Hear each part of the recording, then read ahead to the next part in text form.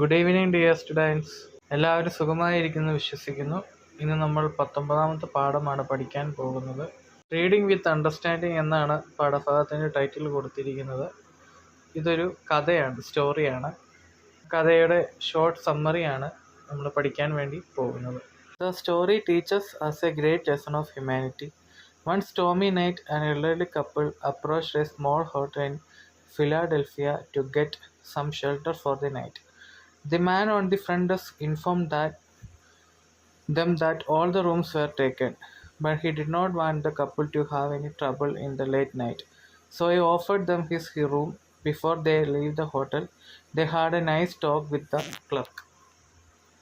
വർഷങ്ങൾക്ക് മുമ്പ് ശക്തമായ മഴ പെയ്തൊരു രാത്രിയിൽ പ്രായം ചെന്ന ഭാര്യയും അവരുടെ ഭർത്താവും ഫിലാഡൽഫിയയിലെ ഒരു ഹോട്ടലിലെ സ്വീകരണ മുറിയിലെത്തി.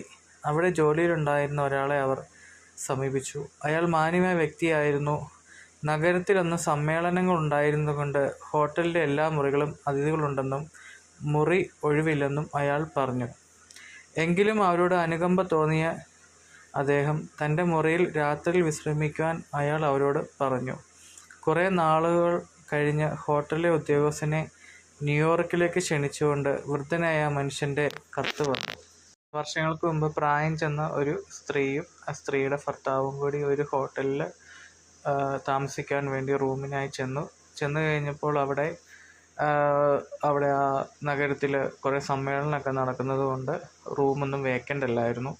അതുകൊണ്ട് അവിടെ ജോലി ചെയ്തിരുന്ന ക്ലർക്ക് പ്രായം ചെന്ന അവരോട് പറഞ്ഞു, എൻ്റെ റൂമിൽ നിങ്ങൾക്ക് വേണമെങ്കിൽ താമസിക്കാം, ബാക്കി എല്ലാ റൂമും ബുക്കായിരിക്കുകയാണ് എന്ന് ആ ക്ലർക്ക് ഈ പറയുന്ന ആ ഭാര്യയോടും ഭർത്താവിനോടും പറഞ്ഞു. കാരണം അവരോട് അത്രയും പ്രായം ചെന്ന ആളുകളായതുകൊണ്ട് അദ്ദേഹത്തിന് അവരോട് അനുകമ്പ തോന്നി. അതുകൊണ്ടാണ് അദ്ദേഹത്തിൻ്റെ റൂമിൽ കിടക്കുവാൻ അല്ലെങ്കിൽ ആ ഒരു ദിവസം താമസിക്കുവാൻ അദ്ദേഹം അവരോട് ആവശ്യപ്പെട്ടു. ആ പ്രായം ചെന്ന ഭാര്യയും ഭർത്താവും അന്നേ ദിവസം അവിടെ താമസിക്കുകയും അതിനുശേഷം പിറ്റേ ദിവസം അവർ തിരിച്ചു പോവുകയും ചെയ്തു. അതിനുശേഷം കുറേ നാളുകൾക്ക് ശേഷം ഈ ക്ലർക്കിന് ഈ പറയുന്ന ഭാര്യയും ഭർത്താവും കൂടി ഒരു കത്തയക്കുകയാണ്. ന്യൂയോർക്കിലേക്ക് ചെല്ലാൻ വേണ്ടിയിട്ട് അദ്ദേഹത്തെ ക്ഷണിച്ചുകൊണ്ട് ഒരു കത്തയക്കുകയാണ് ചെയ്യുന്നത്. അങ്ങനെ ആ ചെറുപ്പക്കാരൻ, ആ ക്ലർക്ക് ആ കത്ത് കിട്ടുകയും ആ കത്തിൽ പറഞ്ഞ പോലെ ന്യൂയോർക്കിലേക്ക് പോവുകയും ചെയ്തു. ന്യൂയോർക്കിൽ ചെന്നപ്പോൾ ഈ വൃദ്ധ ദമ്പതിമാരെ, ഭാര്യയെയും ഭർത്താവിനെയും ആ ക്ലർക്ക് അദ്ദേഹം കാണുകയും അവരെ കണ്ടുമുട്ടുകയും ചെയ്തു. അവരെ കണ്ടുമുട്ടിയ സമയത്ത് വൃദ്ധൻ നമ്മുടെ ക്ലർക്കിനോട് ഒരു കെട്ടിട സമുച്ചയം, അതായത് വലിയ ഒരു കെട്ടിട സമുച്ചയം ചൂണ്ടിക്കാണിച്ചിട്ട് അദ്ദേഹം പറഞ്ഞു, അദ്ദേഹം നടത്തുന്ന അല്ലെങ്കിൽ ആ വൃദ്ധൻ നടത്തുന്ന പ്രശസ്തമായ ഒരു ഹോട്ടലാണത്. അവിടെ ആ ചെറുപ്പക്കാരനെ മാനേജരായിട്ട് അദ്ദേഹം നിയമിച്ചു. അതായത് ആ വൃദ്ധൻ നടത്തുന്ന ആ ഹോട്ടലിൽ അദ്ദേഹത്തെ മാനേജരായിട്ട് ഈ വൃദ്ധൻ നിയമിച്ചു. ചെറുപ്പക്കാരൻ ആ മാതാപിതാക്കളോട് അല്ലെങ്കിൽ ആ ഭാര്യ ഭർത്താവിനോടും കാണിച്ച ആ ഒരു അനുകമ്പയുടെ പേരിൽ, അല്ലെങ്കിൽ അദ്ദേഹം കാണിച്ച ആ സർവീസ് ആറ്റിറ്റ്യൂഡ് അല്ലെങ്കിൽ ആ ഒരു കാര്യത്തെ അവർ ഏറ്റവും കൂടുതൽ മാനിക്കുകയും ആ ചെറുപ്പക്കാരൻ്റെ മുന്നിലേക്ക് ആ ന്യൂയോർക്കിലെ ഏറ്റവും വലിയ ഹോട്ടലിലെ മാനേജരായി ജോലി കൊടുക്കുകയും ചെയ്തു.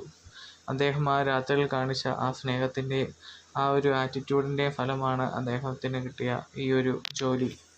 ജോലിയോട് കാണിച്ച സത്യസന്ധതയുടെ ആത്മാർത്ഥതയുടെ ഫലമായിട്ടാണ് ആ ക്ലർക്കിന് അദ്ദേഹത്തിന് ആ ചെറുപ്പക്കാരനായ ജോലി ലഭിച്ചത്. നമ്മളും ഇതുപോലെ തന്നെ ആയിരിക്കാൻ ശ്രമിക്കണം. ഏതൊരു പ്രതിസന്ധി ഘട്ടത്തിലും ഏതെങ്കിലും ആൾക്കാർക്ക് അല്ലെങ്കിൽ വൃദ്ധജനങ്ങൾക്ക്, പ്രായമുള്ളവർക്ക്, പ്രായം കുറഞ്ഞവർക്ക് എന്തെങ്കിലുമൊക്കെ അത്യാവശ്യ കാര്യങ്ങളൊക്കെ വന്നു കഴിയുമ്പോൾ നമ്മളെയും കൊണ്ടാവാവുന്ന സഹായം, അല്ലെങ്കിൽ അവർക്ക് ഒരു നേരത്തെ ഭക്ഷണമോ അല്ലെങ്കിൽ എന്താണോ ആവശ്യം അത് നമുക്ക് ചെയ്തു കൊടുക്കാൻ സാധിക്കുമെങ്കിൽ അതായിരിക്കും ഏറ്റവും നല്ല കാര്യമെന്നാണ് ഈ കഥയിലൂടെ പറയുന്നത്. മനുഷ്യത്വത്തിനെക്കുറിച്ചാണ് ഈ കഥയിലൂടെ നമ്മളോട് പറയുന്നത്. എല്ലാവർക്കും കഥ മനസ്സിലായെന്ന് കരുതുന്നു. എന്തെങ്കിലും സംശയമുണ്ടെങ്കിൽ ചോദിക്കാം. കഴിഞ്ഞ പ്രാവശ്യം പറഞ്ഞ പോലെ എല്ലാം ഇനി ഷോർട്ട് സമ്മറീസാണ്, ചെറിയ ചെറിയ കഥാഭാഗങ്ങളായിട്ടാണ് തന്നിരിക്കുന്നത്. എല്ലാവർക്കും ഗൈഡ് കിട്ടിയെന്ന് വിശ്വസിക്കുന്നു. എല്ലാവരും നല്ല രീതിയിൽ ആൻസേഴ്സ് എല്ലാം പഠിക്കുക. അതുപോലെ തന്നെ പുസ്തകം ഗൈഡ് വായിച്ച് മനസ്സിലാക്കുക. എല്ലാത്തിൻ്റെയും സമ്മറി മനസ്സിലാക്കി വെക്കുക. Thank you.